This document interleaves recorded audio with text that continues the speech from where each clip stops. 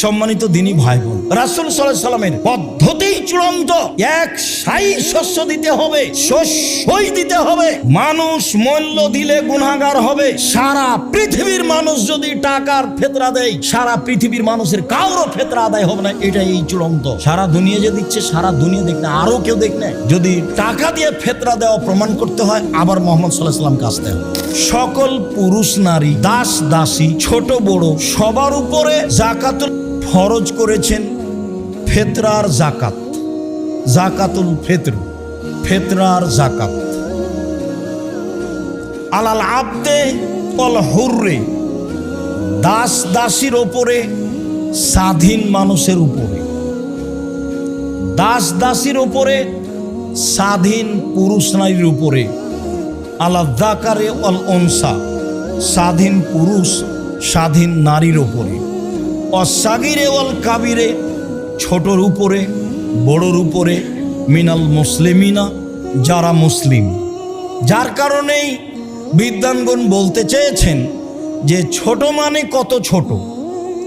ছোট মানে ঈদের মাঠে যাওয়ার পূর্বে যার জন্ম সেও একটা হলো এইটা, আর আরেকটা হলো যেহেতু সূর্য ডুবে গেলে রমজান শেষ হয়ে গেছে, অতএব সূর্য ডুবা পর্যন্ত যার জন্ম তার ফেতরা দিতে হবে।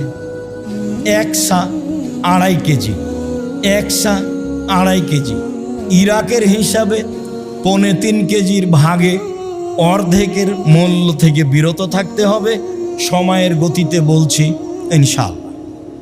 সম্মানিত দিনী ভাই বোন, অত্র বুখারী মুসলিমের হাদিসে রাসূল সাল্লাল্লাহু আলাইহি সাল্লাম সকল পুরুষ নারী, দাস দাসী, ছোট বড় সবার উপরে যাকাতুল ফিতর ফরজ করেছেন।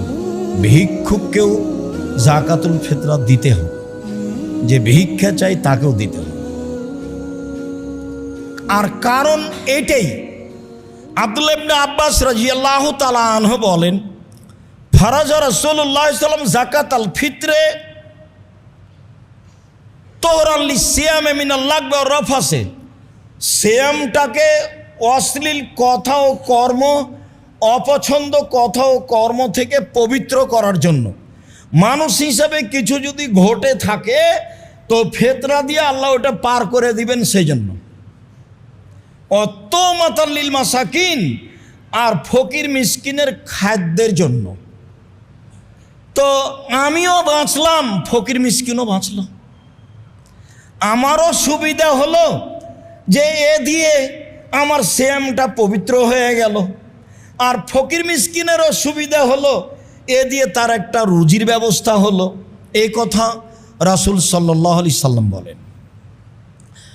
আবু সাঈদ খুদরি রাদিয়াল্লাহু তাআলা আনহু বলেন, ফারাজা রাসূলুল্লাহ সাল্লাল্লাহু আলাইহি সাল্লাম যাকাতাল ফিতরে, আল্লাহর নবী ফেতরা ফরজ করেছেন। সান মিন তামিন, 1 সা খাদ্য। আও সান মিন তামরিন, 1 সা খেজুর। আও সান মিন শাইরিন, 1 সা জব গম। আও সান মিন আকেতিন, 1 সা পনির। আও সান মিন জাবিবিন, 1 সা কিশমিশ। প্রথম শব্দটা আছে খাদ্য। এখন কেউ যদি মনে করে যে আমি 2.5 কেজি সেমাই কিনে দিব, দিলে ভুল হবে তা নয়, দিতে পারে। তো সমাজের ফকির মিসকিনের যেটাতে উপকার হবে সেটাই দিবে, এটাই মূলত ভালো। তবে যেহেতু খাদ্যের কথা এসেছে, কাজেই ও যা খায় সেটাই দিবে, এটাই ঠিক। যেহেতু খাদ্যের কথা এসেছে, কাজে এখানে নতুনভাবে যেন টাকা না ঢুকতে পারে। চলেন, টাকা যে চলবে না কিয়ামত পর্যন্ত তার জাজল্য প্রমাণ। আবু সাঈদ খুদরি এই পর্যন্ত বলার পরে বলেন, ফালাম নাজাল নুখরিজহু, এইভাবে ফেতরা দিয়ে আসি, দীর্ঘদিন থেকে দিয়ে আসছি, রাসূলের যুগ থেকে 1 সা করে এগুলো দিয়ে আসছি। ফাকাদেমা মুআবিয়াত মিনাস শাম হাজ্জানাও মুতামিরান।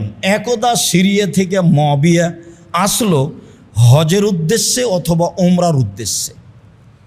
তখন মুআবিয়া সিরিয়ার দায়িত্বশীল, অর্ধ পৃথিবীর খলিফা, কুশাগর বুদ্ধিজীবী রাজনীতিবিদ ওমর বুঝছিলেন মুআবিয়ার বুদ্ধির অভাব নেই, মুআবিয়ার নেতৃত্ব দেওয়ার অভাব নেই।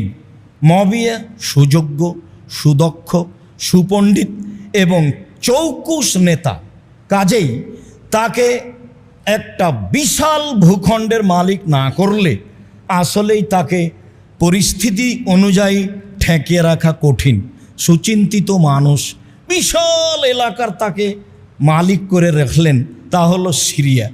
একদা সিরিয়া থেকে আসলেন মুআবিয়া, ফাকাল্লামান নাস আলাল মিম্বারে, এসে তিনি মিম্বারের উপরে উঠে মানুষের সামনে বক্তব্য দিলেন। ফাকানান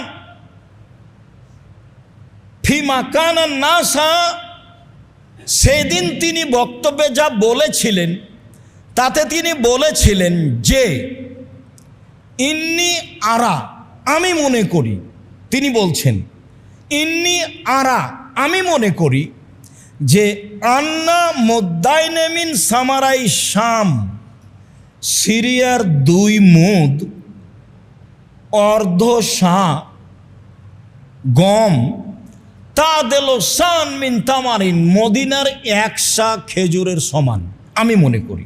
এই কথা মুআবিয়া রাদিয়াল্লাহু তাআলা মিম্বারের উপরে ঘোষণা দিলেন।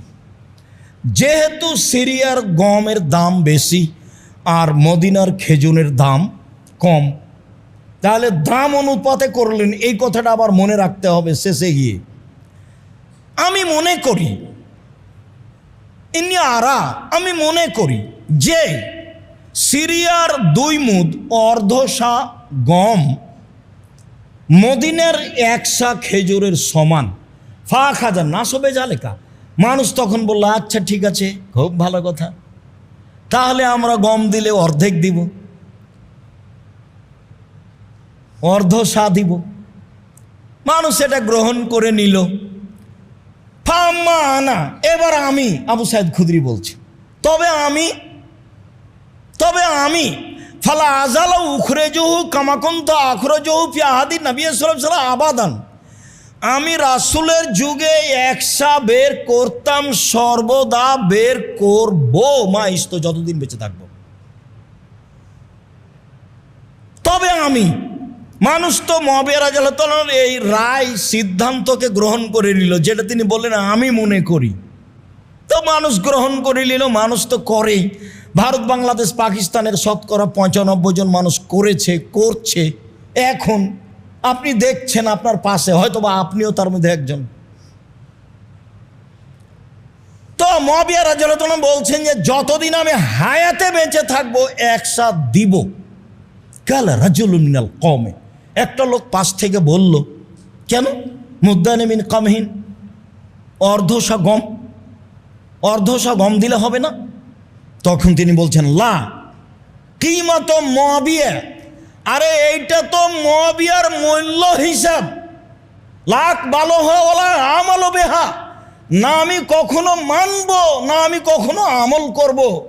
আমি মুআবিয়ার এই মূল্য হিসাব কখনো কবুল করব না, আমি মুআবিয়ার এই মূল্য হিসাব, সিদ্ধান্ত, রায়কে কখনো মানব না। হাদিস তো সহি, আপনি কি করবেন? কে আপনাকে বলল? সারা পৃথিবীর মানুষ মেনে নিলে আপনি মেনে নেবেন? সারা দুনিয়াতে মাত্র ইব্রাহিম আলাইহিস সালাম আর তার স্ত্রী ভালো মানুষ ছিলেন, আর কেউ ছিল না। তাহলে এখন ইব্রাহিম আলাইহিস সালাম উল্টে যাবেন? সারা দুনিয়ার মানুষ যদি এখন করোনায় 3 ফুট পর পর দাঁড়ায়, আপনিও দাঁড়াবেন? হুজুরি যে আগে বক্তব্য কত শক্ত। কাবা ঘরে 3 ফুট আছে, কাবা ঘরের চেয়ে আরও যদি কোনো জায়গা ভিন্ন থাকতো সেখানে 3 ফুট থাকলে হবে না? 3 ফুট পর পর দাঁড়ানোর সিদ্ধান্ত পেশ করতে হলে আবার কাকে আসতে হবে? মুহাম্মদ সাল্লাল্লাহু আলাইহি সাল্লামকে। যেহেতু মুহাম্মদ সাল্লাল্লাহু আলাইহি সাল্লাম কিয়ামত পর্যন্ত আসবেন না, কাজে ইবাদতের নিয়ম কিয়ামত পর্যন্ত কোনোদিন পরিবর্তন হবে না। আপনি পালন করতে পারেন না, মসজিদে আসেন না সমস্যার কারণে।